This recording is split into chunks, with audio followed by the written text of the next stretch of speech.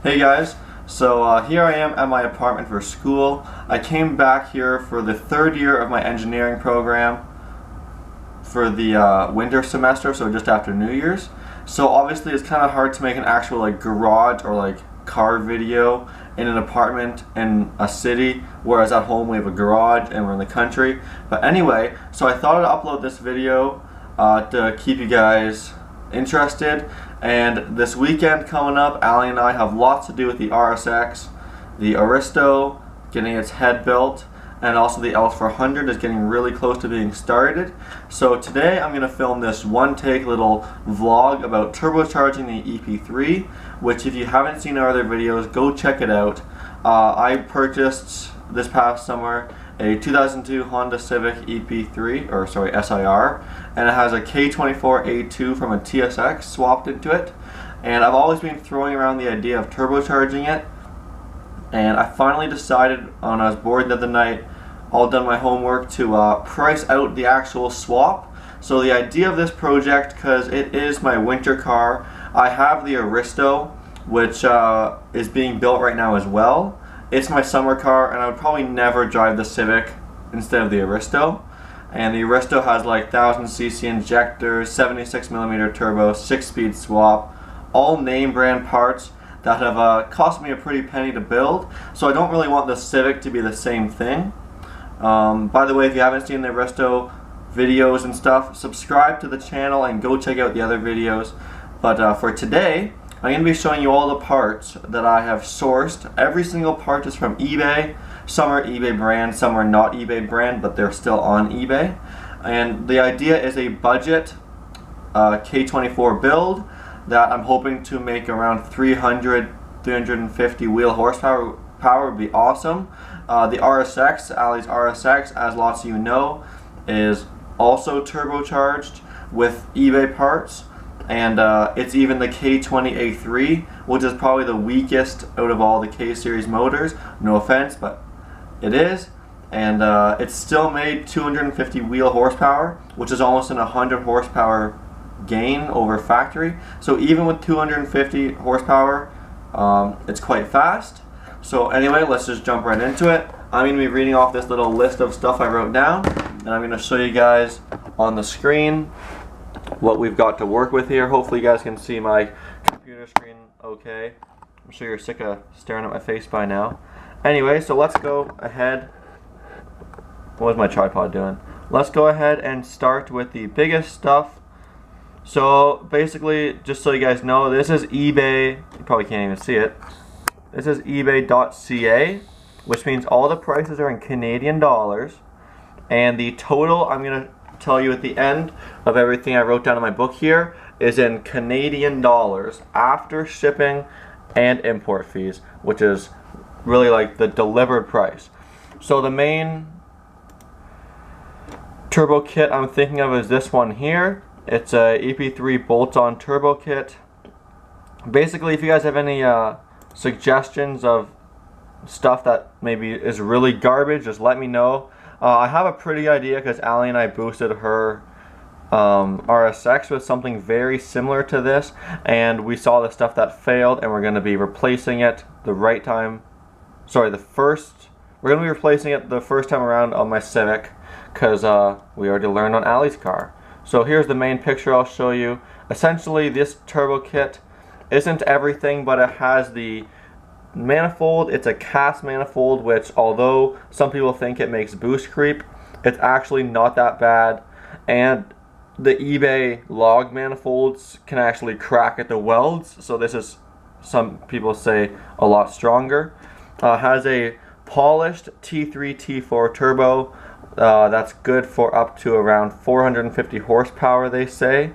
It has a 2-piece downpipe. You got the one that goes from the turbo to a spring bolt flange. Then you actually have this quite long piece that goes in the start of the exhaust and will bolt to my stock exhaust. Not stock, but the current exhaust I have on right now. The other major parts of this kit are the intercooler kit, which has a intercooler that will directly bolt in, that we've done on Allie's car. It's really quite simple. And it has all these pre-bent intercooler pieces out of nice aluminum.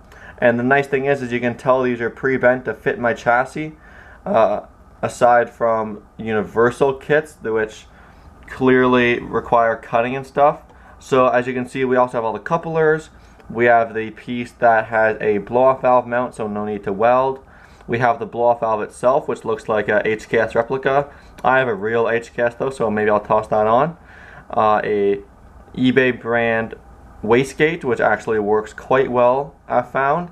And these are the oil feed and drain, along with what looks to be like a bunch of T's and fittings for your oil pan and the oil feed coming off your pressure sensor.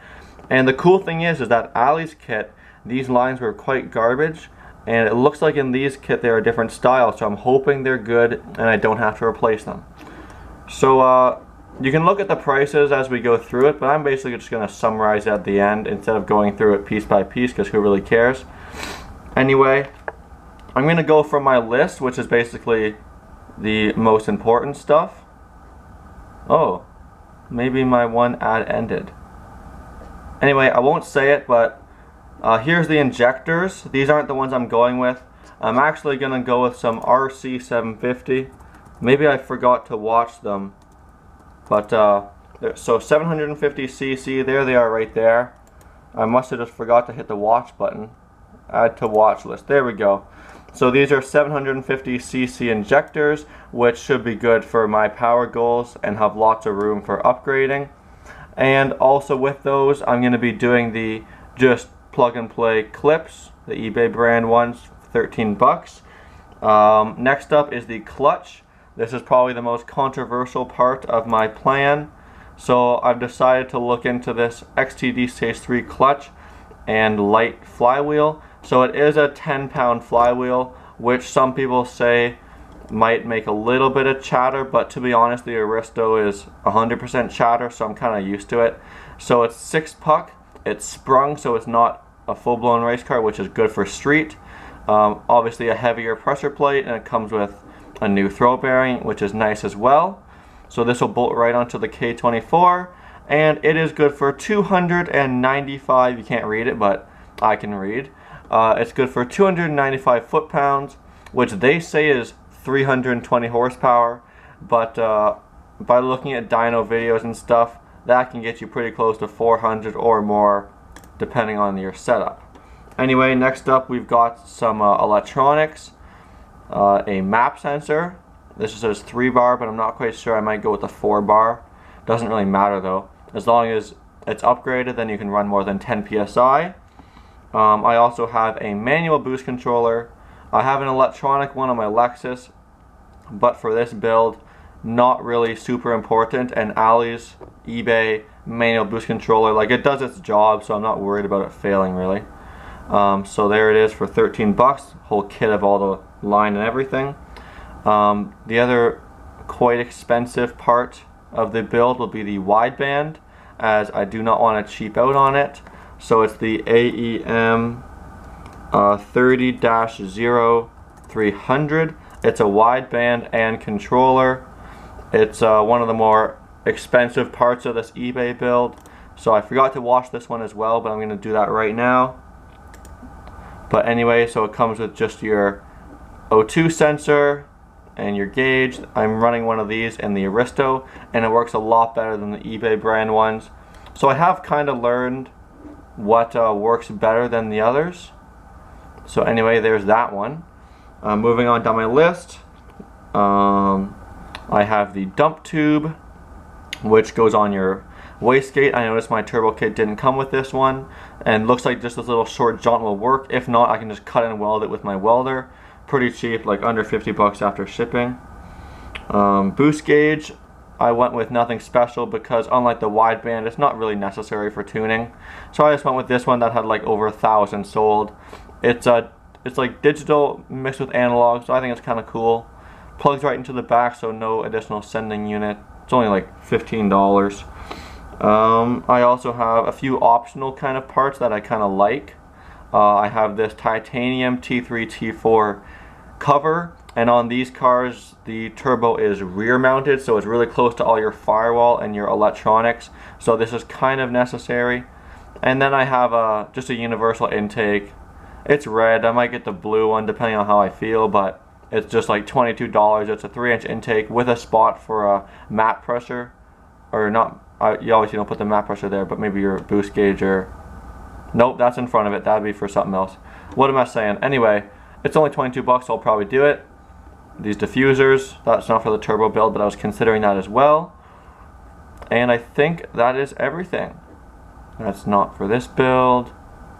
Yep, so that's every single part of the turbo kit. So let's go ahead and get to the totals. Let's turn my camera back around. Hopefully I'm still on the screen.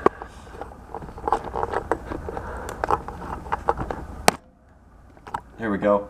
Alright, so I added it all up, and as you can see, I went with the cheapest of cheap for some things, but for other things that mattered, I didn't.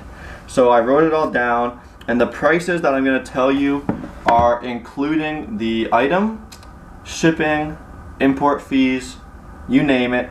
And since we already have built Ali's RSX and my Lexus, I'm pretty sure I know everything that's needed to turbocharge a car from factory. So the grand total was $2,251.02 Canadian dollars after shipping and everything to take my EP3 from around 200 wheel horsepower to probably 350 wheel horsepower. So if you look at a dollar value per horsepower, that's probably better than tons of other cars. The only thing that's not included in that is the tune, which is usually around 600 bucks cash from where I'm from. But anyway, if you stuck around this long, I think I'll let you know that the reason that I'm also going for this eBay turbo setup is because from a YouTube channel perspective, I find that no one likes to see the expensive car parts succeed. They prefer to see like the underdog, like the cheap eBay car parts, make like stupid horsepower.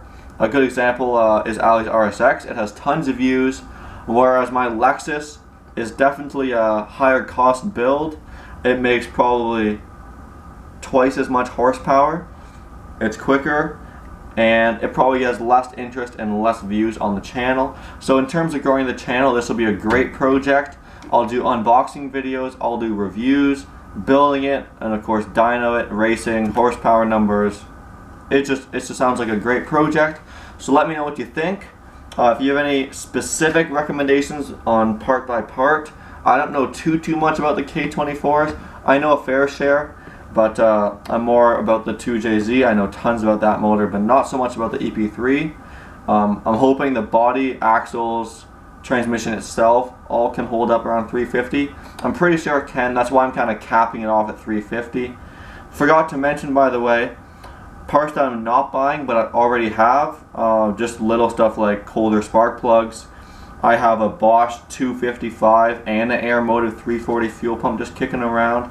I'm probably not going to run a fuel pressure regulator because I don't want to do custom lines and stuff. It's just my winter car. But anyway, yeah. So there's the whole list of stuff. Sorry it turned into a long video, but hopefully you guys enjoyed it. Stay tuned for some more sweet videos this weekend with the Aristo, like I was saying before. Send me your feedback, and hopefully once the Aristo's on the road this summer, we can get this build started and make some sweet videos. Thanks for watching.